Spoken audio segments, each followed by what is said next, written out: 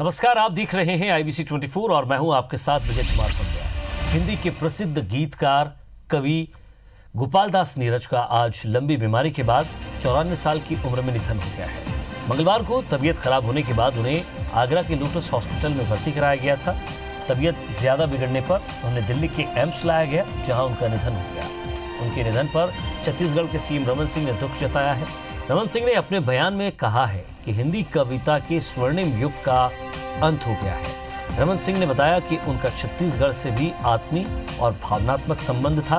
गोपाल दास नीरज का जन्म 4 जनवरी 1925 को उत्तर प्रदेश के इटावा जिले के पुरवली गांव में हुआ था। फिल्मों में कई सुपरहिट गाने लिख चुके कवि गोपाल दास नीरज को उनकी लेखनी के लिए कई सम्मान मिल चुके हैं। उन्हें 1991 में पद्मश्री से नवाजा गया। नीरज को 2007 में पद्म भूषण से नवाजा गया और इतना ही नहीं, उत्तर प्रदेश सरकार ने उन्हें यश भारती सम्मान से भी सम्मानित किया है। बॉलीवुड में कई सुपरहिट गाने लिख चुके गोपाल दास नीरज को 3 बार फिल्म फेयर अवार्ड मिल चुका है।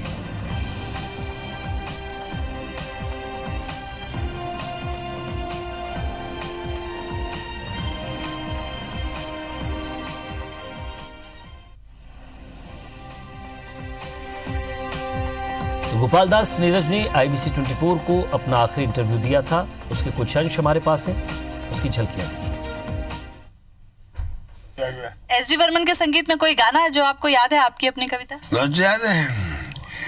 एक तो ये फूलों के रंग से दिल की कलम से तुझको लगी रोज पाती, कैसे बताऊं कि किस तरह से पल पल में दे सताती, तेरे सपने लेकर के सोया, तेरी यादों में जागा, तेरे ख्याल में उलझा रहा हूँ, वाला में धागा, बादल बिजली चंदन पानी जैसा अपना प्यार, लेना होगा जन्म हमें कई कई बार, हाँ इतना मधुर तेरा इसका क्या है। तो गोपाल दास नीरज ने IBC 24 को अपना आखिरी इंटरव्यू दिया था और इस दौरान उन्होंने अपनी फिल्म सफर के साथ साथ तमाम मुद्दों पर अपने अनुभव शेयर किए थे। गोपाल दास नीरज का यह आखिरी इंटरव्यू आप आज रात 10:30 बजे देख सकते हैं, सिर्फ IBC 24 पर।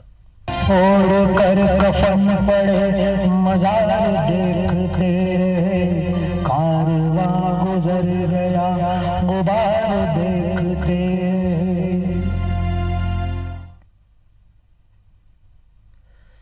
इधर योग गुरु बाबा रामदेव एक निजी कार्यक्रम में शामिल होने के लिए राजधानी भोपाल पहुंचे, जहां उन्होंने कहा कि पूरे देश में बेरोजगारी एक बड़ा प्रश्न है।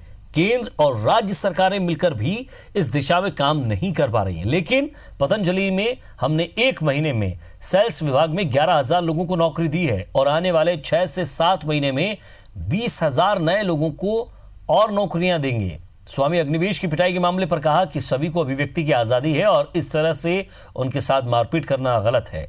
वहीं MP में बाबाओं को मंत्री का दर्जा देने पर रामदेव ने कहा, मुझे मंत्री, मुख्यमंत्री और प्रधानमंत्री बनना है, जिन्हें मुझे नहीं बनना है, और जिन्हें बनना है उनसे सवाल करिए।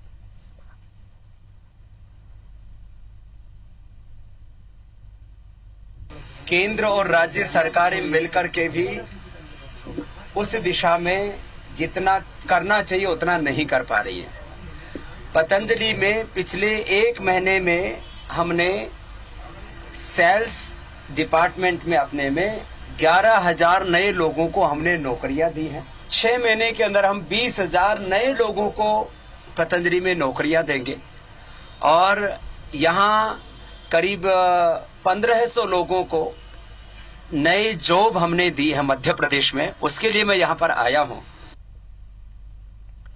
योग गुरु स्वामी रामदेव के बेरोजगारी के बढ़ते बयान पर यहां सियासत शुरू हो गई। स्वामी रामदेव के बयान के बाद कांग्रेस अध्यक्ष कमलनाथ ने कहा कि स्वामी रामदेव ने ठीक कहा है कि बेरोजगारी बढ़ रही है, क्योंकि केंद्र और राज्य सरकार ने कोई काम नहीं किया। आपको बता दें कि स्वामी रामदेव ने मीडिया को बयान दिया है कि केंद्र और राज्य सरकार मिलकर बेरोजगारी खत्म नहीं कर पा रही है। बाबा रामदेव सही कह रहे हैं और उनको भी चित्र दिख रहा है, उनको प्रदेश का चित्र दिख रहा है और उन्होंने स्पष्ट बात करी है, अपने दिल की बात करी है। मध्य प्रदेश के पूर्व मुख्यमंत्री अर्जुन सिंह की पत्नी और बेटी नेता प्रतिपक्ष अजय सिंह के बीच कीरवा कोठी के मालिकाना हक को लेकर चल रहे विवाद में दोनों पक्षों के वकीलों ने आज अपनी दलील पेश की है। कोर्ट में मामले की सुनवाई के दौरान मां और बेटे दोनों की घरेलू जांच रिपोर्ट में यहाँ उन्हें तलब कर 2 अगस्त की सुनवाई तय की गई है। मामले में मां की तरफ से वकीलों के साथ कोर्ट पहुंची नेता प्रतिपक्ष अजय सिंह की बहन वीणा सिंह ने कहा कि मैं बहुत दुखी हूं। वीणा सिंह ने कहा कि उनकी मां को इस दौर से गुजरना पड़ रहा है। एक बेटी के नाते मां का दर्द समझती हूं।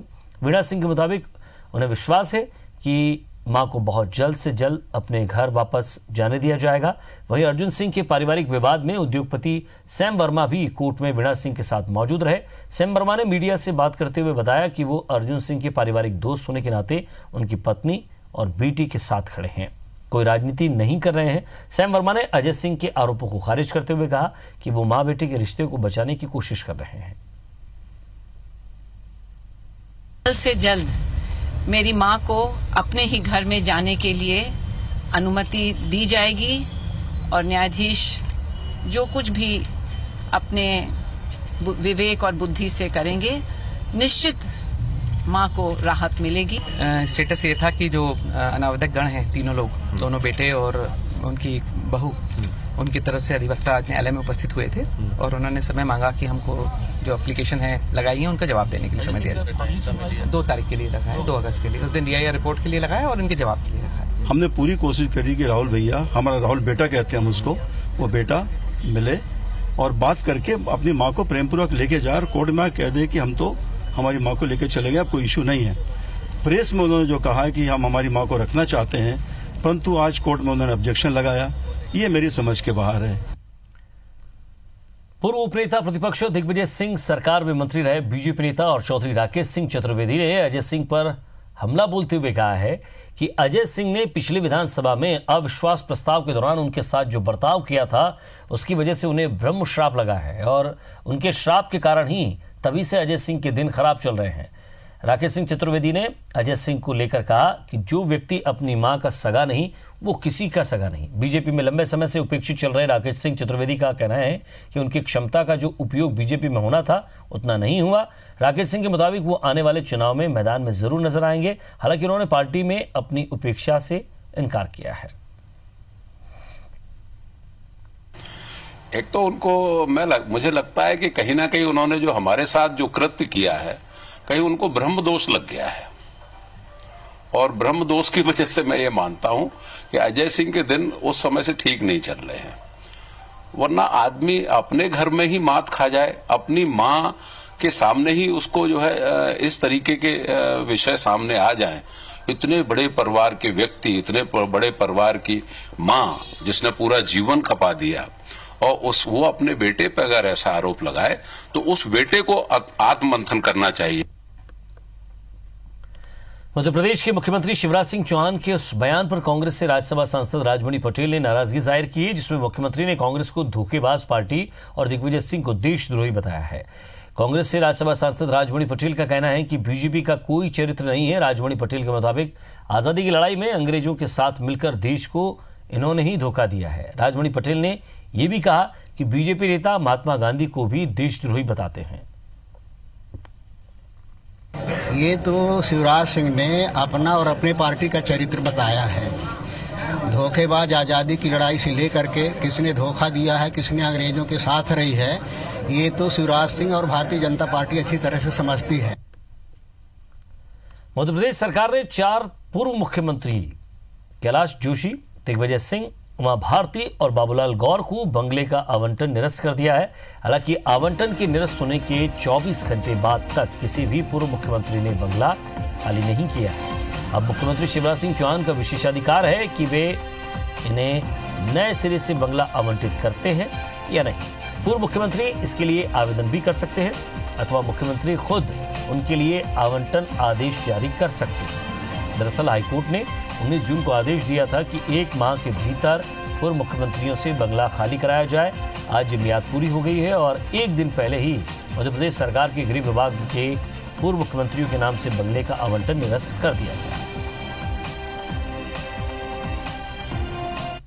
मध्य प्रदेश कांग्रेस ने यूथ मैनिफेस्टो परिचर्चा में पीसीसी चीफ कमलनाथ भी शामिल हुए और इस मौके पर कमलनाथ ने तमाम सेक्टर से आए युवाओं से अपील करते हुए कहा कि किसी भी राजनीतिक दल से जुड़ने से पहले उसका डीएनए जरूर देख लें। कमलनाथ ने कहा कि मुझे पहले इस बैठक में आने की जानकारी नहीं थी, लेकिन मेरी इच्छा थी कि जब भी मैं यूथ का प्रोग्राम हो, मैं शामिल रहूंगा। कमलनाथ ने कहा कि संजय गांधी के साथ अपनी राजनीति की शुरुआत का हवाला देते हुए कहा कि अपनी शुरुआत यूथ कांग्रेस से उन्होंने की और उस वक्त कहा जाता था कि ये छोकरे चुनकर आए हैं, ये देश के लिए क्या करेंगे, लेकिन संजय गांधी ने 5 सूत्री कार्यक्रम दिया। पर हर राजनीतिक दल का एक डीएनए होता है। ये डीएनए क्या विभाजन करके अपना देश आज यहाँ तक पहुंचा है। हमारी विभिन्न भाषाएं आप चंद्रगुप्त से देखिए, अशोका एम्पायर देखिए, किस वजह से हुआ? क्योंकि भारत की संस्कृति, भारत की नींव उसकी भाईचारा।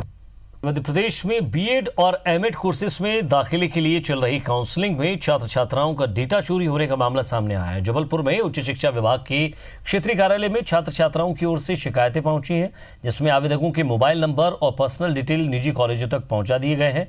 निजी कॉलेजों के एजेंट्स अब आवेदकों से फोन पर संपर्क कर रहे हैं और उन्हें तरह तरह के पैतरों से अपने कॉलेजों में दाखिला लेने के लिए ले जा रहे हैं।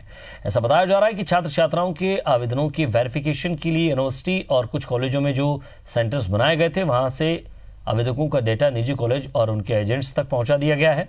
शिकायत मिलने पर उच्च शिक्षा विभाग हरकत में आया, जिसके निर्देश पर रानी दुर्गावती विश्वविद्यालय ने डेटा लीक होने की जानकारी मांगी है और उसकी जाँच शुरू कर दी है। विश्वविद्यालय पूरा प्रयास ये करता है किसी प्रकार की गोपनीयता भंग न हो, जो शासन के निर्देश हैं काउंसलिंग का उसका अक्षरशः पालन हो। संबंधित विभागों को निर्देश भी दिए जा चुके हैं। मौखिक चर्चा मेरी भी उच्च शिक्षा के अधिकारियों से आई थी, उसमें मैंने क्वेरी भी की है। मेरे प्रकाश में ऐसी कोई बात नहीं आई ऑन पेपर अभी कि ये जो डाटा लीक हुए हैं। उन छात्रों शिकायत की थी कहीं पर, मैं उसकी जाँच करा रहा हूँ और ऐसा पाया जाता है उस पर कार्रवाई की जाएगी। और इसी के साथ फिलहाल इस बुलेटिन में इतना ही। खबरों के अपडेट्स के लिए आप देखते रहिए IBC 24।